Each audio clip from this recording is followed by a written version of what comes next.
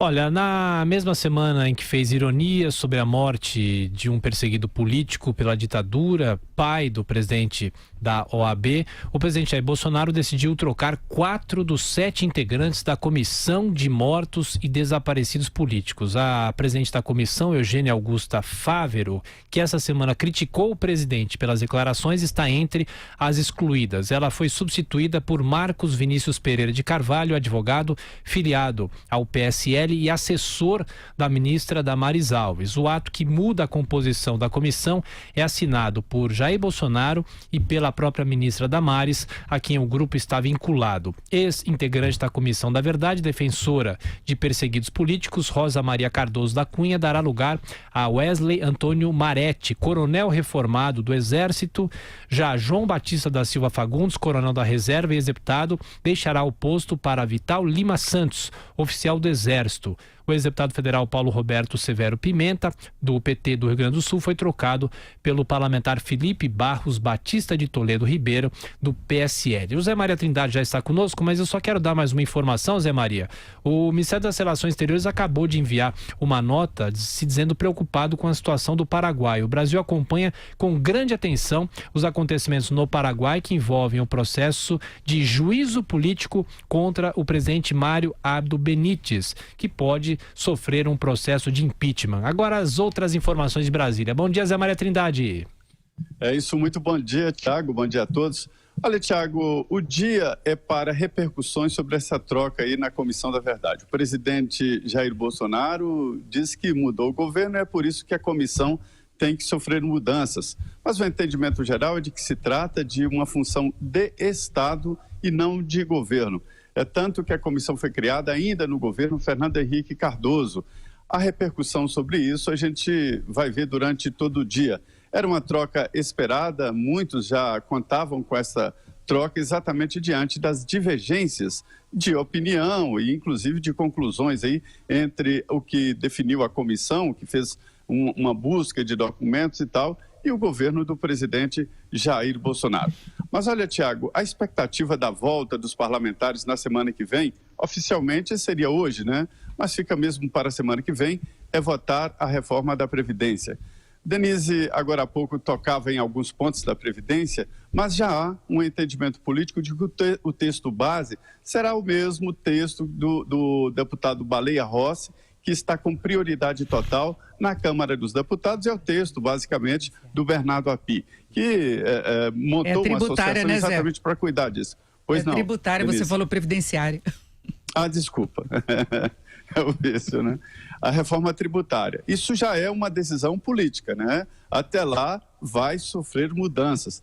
Devo dizer também que esse texto, esta reforma tributária, está dominada exatamente pelo grupo empresarial que tem ali no Congresso representantes. O deputado Luiz Lima, do DEM daqui do Distrito Federal, é o presidente desta comissão mista, né, que inclui deputados e senadores, da reforma tributária. E ele me disse com todas as letras de que haverá um isolamento desse texto para evitar, inclusive, esta proposta do governo de criar um imposto sobre transação financeira com aquele cheiro de CPMF. O argumento é o mesmo de sempre, né, de que se trata de um imposto, além de tudo que se diz, ele é inflacionário porque sobrecarrega as transações financeiras. Portanto, a reforma tributária é a prioridade e os líderes já definiram, inclusive, o que votar. É o texto Bernardo Api, que muita gente diz que não se trata de uma reforma tributária de tão simples que ele é. Augusto Nunes. É só um comentário pro Zé. Eu acho que tratar da reforma tributária tudo bem. Agora o Brasil precisa parar de lembrar, né? De ser um bom exemplo para a frase do William Faulkner, quer dizer, o passado não passa. Essa conversa, e a culpa foi do presidente, que com declarações infelizes, ressuscitou fatos ocorridos entre 1969 e 1977. Todos os protagonistas estão mortos.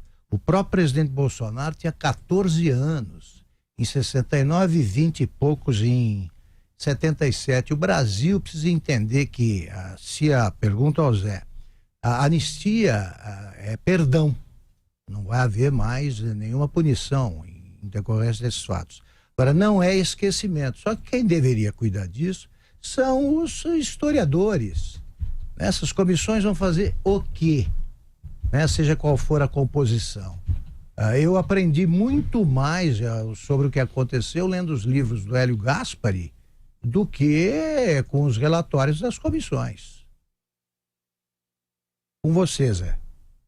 Pois é, nós conversávamos sobre isso e eu tive a curiosidade de ver e conversar com alguns deputados e perguntar exatamente isso, o que o senhor estava fazendo. Eu não tinha nascido.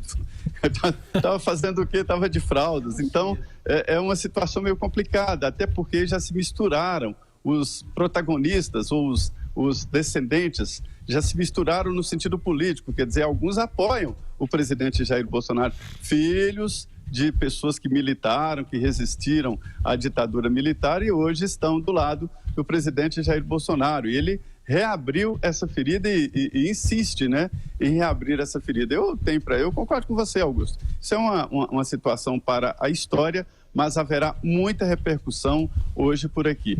E a indicação que fica, eu ouvi muito isso, é de que a ideia do governo é exatamente isso, fazer esse debate, fazer a discussão e manter esse debate aberto para evitar um aprofundamento aí de questões como desemprego e outros assuntos mais pesados e sérios no governo.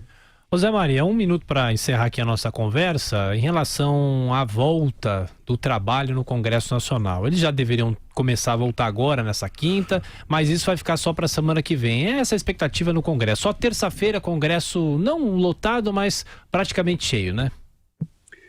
Olha, eu fiz questão de fazer um levantamento. 7 dos 513 deputados estavam na casa, 7 de 513, ou seja, é geral, é irrestrito, né? A história de enforcar a semana, natural. Aí na semana que vem, na terça-feira, o presidente da Câmara, Rodrigo Maia, vai fazer uma reunião de líderes para definir também a pauta de votação, além da reforma tributária, o segundo turno da reforma da Previdência e projetos considerados importantes. Ele quer evitar aquela pauta polêmica de costumes, né, e tentar definir ali. Mas me disseram que, na verdade, os líderes estão alinhados com o presidente e ele define, os líderes seguem. Ele dividiu o poder, o presidente da Câmara, dividiu o poder muito bem ali, localizou cada um e é por isso que ele tem o apoio das lideranças. E quem volta hoje também é o Supremo Tribunal Federal com assuntos importantes em pauta, inclusive sobre o uso das informações do COAF, né? É verdade. Zé Maria, você vai acompanhar tudo. Bom trabalho. Até mais tarde. Muito bem, muito bom dia a todos.